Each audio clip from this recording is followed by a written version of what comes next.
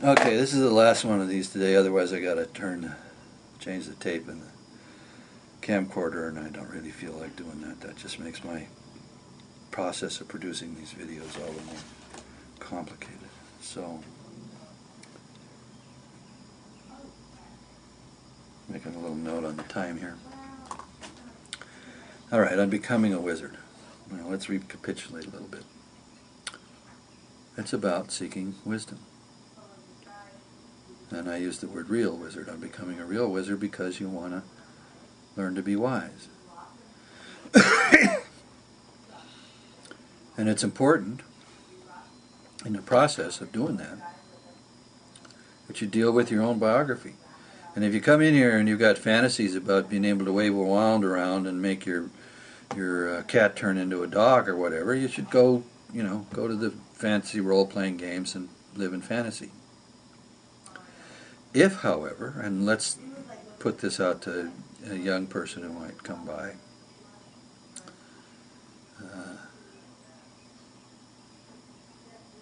if you are young, what you need more than fantasies and even some of these books is you need life experience. Get out and experience life. And if you come to that from a certain tradition, whether you're Jewish or your parents are into the goddess religions or whatever, honor that background. Accept the fact that you came toward this, and that's part of your biography, that background, and that's important to understand. It's not like you're stuck to it. In fact, ultimately, any kind of idea that you have, you want to be free in relationship to. Rudolf Steiner, who I'm going to mention, in his book, The Philosophy of Freedom, said something on the order of, one must be able to confront an idea and experience it. Otherwise, we will fall into its bondage. Now, people would say, well, how do you get in bondage to an idea? Well, it happens all the time. We call it obsession, when it's kind of crazy. And you have obsessive compulsive people who have certain ideas about how they have to repeat things over and over again. So obsession is a well understood phenomenon. Now if you're just a seeker and you're seeking for wisdom, you can get attached, as I said earlier, you can get attached to a system. There's lots of temptations out there, but if you want to be a wizard, a real wizard, you have to sort of cross-fertilize your thinking with a lot of different things, and you have to be able to stand back from it. These are thoughts. These are just thoughts. Well, maybe not just thoughts, because I'm learning there's reality to thoughts, but still, my I is over here and the thoughts are over there, and I run them, they don't run me. And of course you'll find sometimes in your studies of the mind how easily we get run by things in our inside, in our thought life. We'll get run around by it, Let's take a stalker, for example. A stalker is obsessed, and he's obsessed with another person. And he has a totally unrealistic picture of what his relationship to that other person is. And you see this on TV all the time. There's a lot of ways that the mind can be unhealthy, and it's difficult to sometimes figure out what to do for such a person, and they themselves, have a difficult time figuring out what to do with them. And of course there are all kinds of things that the culture thinks is sicknesses in the mind. People on the religious right want to say being gay is some kind of thing that people can get over, and people who are gay have a certain kind of pride in being gay, and that's the last thing they want to get over. And I think if a person can develop disciplines where they could sort of get over anything in a certain kind of way. But very often we approach things and we think, well, this is my nature.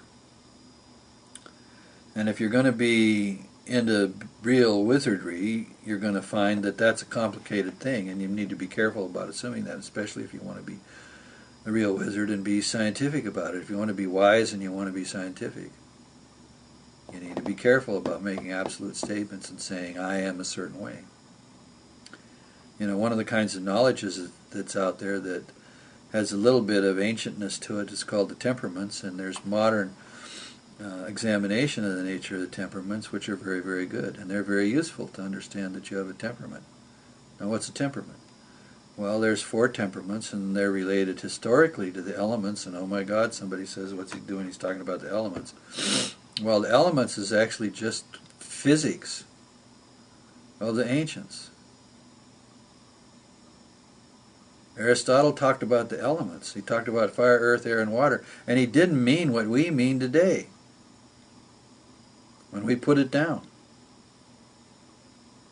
If I'm fiery and enthused, Aristotle understood that that element was active in my psychology, and a person who was that way in general was called a choleric in the Middle Ages. A fiery person, and a person who tended to be in their head a lot, to be a thinker, and emphasize the intellect, they were called airy. They were of the air. And a person who walked lightly on the earth and was a jack of all trades, and you couldn't ever sort of get them to really be down on the earth because they would just be interested in that, or they'd be interested in the other thing, they were called sanguine. And then you had people that were too much on the earth. Oh woe is me. Not only is the glass half empty, it's got a big link in the bottom. The water's all falling out of it. They were called melancholic. And it wasn't just that you understood people better if you understood their temperament, but it's a big help in understanding another person, to understand their temperament. And so, what about the rest of the world? Or what about the physics of it? Well, it used to be that someone who was a scientist, which the ancient peoples had the scientific impulse, it was just different from ours. And if you want to read about the nature of those differences and the significance of them, then you get into Owen Barfield. Owen Barfield will straighten out your thinking about the past, because we have a lot of assumptions about the past that are wrong. So, you want to be wise?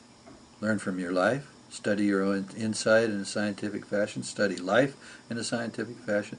Do a lot of thinking on your own, thinking and observation. Become objective, be scientific and artistic and religious all at the same time. And once in a while, read really interesting books by really interesting people, because no man is an island, and you're never going to know everything. There's always something to learn. Enjoy your life. I'm going to have more to say later at another time.